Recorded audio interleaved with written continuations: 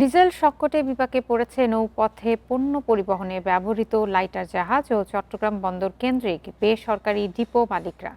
সেই সাথে পণ্য সরবরাহ নিয়ে শঙ্কায় আছে লাইটার জাহাজ মালিকরা।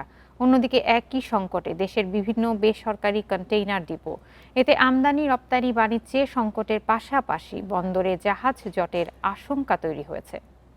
চট্টগ্রাম বন্দরের বহির্নোঙর থেকে দেশের বিভিন্ন স্থানে লাইটার জাহাজের মাধ্যমে পণ্য পরিবহন করে ইনল্যান্ড ট্রেড এজেন্সি, যার জন্য পদ্মা অয়েল থেকে প্রতি মাসে 3,20,000 লিটার ডিজেল ক্রয় করে প্রতিষ্ঠানটি। কিন্তু চলতি মাসের প্রথম সপ্তাহে 70,000 লিটার ডিজেল দেয় পদ্মা অয়েল। বিকাশ পেমেন্টে 10,000 টাকার বেশি অফার। শপিং চলছে তো। বাধ্য হয়ে পণ্য পরিবহন বন্ধ রয়েছে প্রতিষ্ঠানটির 21টি জাহাজে।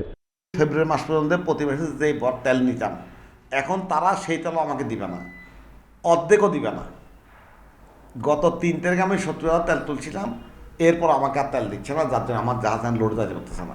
চট্টগ্রাম বন্দর থেকে প্রতিদিন 70 থেকে 80টি লাইটার জাহাজ পণ্য পরিবহনে বরাদ্দ দেয় নিরন্তক সংস্থা BWTCC। প্রতিটি জাহাজের গড়ে 5 থেকে 6,000 লিটার ডিজেল লাগে, কিন্তু প্রয়োজনীয় জ্বালানি না পাওয়ায় অনেক লাইটারই নির্ধারিত গন্তব্যে যেতে পারছে না। এতে করে চাপ বাড়ছে পণ্য সরবরাহে।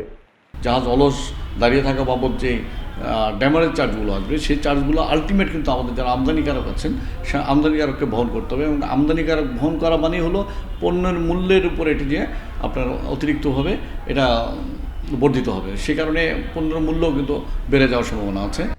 একই সংকটে পড়েছে বন্দর কেন্দ্রিক 21টি বেসরকারি ডিপো। তাদের যন্ত্রপাতি চালাতে পাওয়া যাচ্ছে না প্রয়োজনীয় জ্বালানি। তবে বিপিসি বলছে বিপণন কোম্পানিগুলোকে প্রয়োজনীয় নির্দেশনা দেওয়া হয়েছে। যে পরিমাণ লাগবে তার আপনার রেশনিং এ যদি তার চেয়ে কমে যায়, তখন তো এমডিরা সেটা বুঝবে। এই জন্য আমরা ওপেন করছি না, রেশনিংটাই আমরা বলে দিয়েছি, কিন্তু তাদের প্রজ্ঞা দিয়ে, এক্সপেরিয়েন্স দিয়ে তারা বুঝবে যে কতটুকু দেওয়া উচিত। ডিজেল সংকট নিরসনে লাইটার জাহাজ মালিকরা ইতিমধ্যে জ্বালানি মন্ত্রণালয়ে চিঠি দিয়েছেন। অনুপম শীল, ইন্ডিপেন্ডেন্ট নিউজ, চট্টগ্রাম।